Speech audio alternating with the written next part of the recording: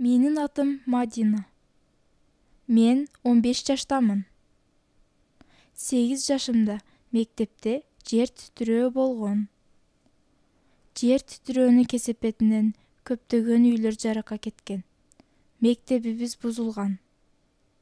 Бирок эч ким өлүмгө дуушар болгон эмес. Кайра мектеп курганча биз палаткада окудук. Анда мен 3-класста элем.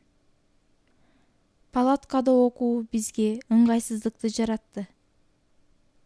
Биз сентябрь айында окууга келгенде бизге жаңы мектеп курушкан экен. Биз окууну кайра уланттык. Ар кандай кырсыкка даяр болуу зарыл.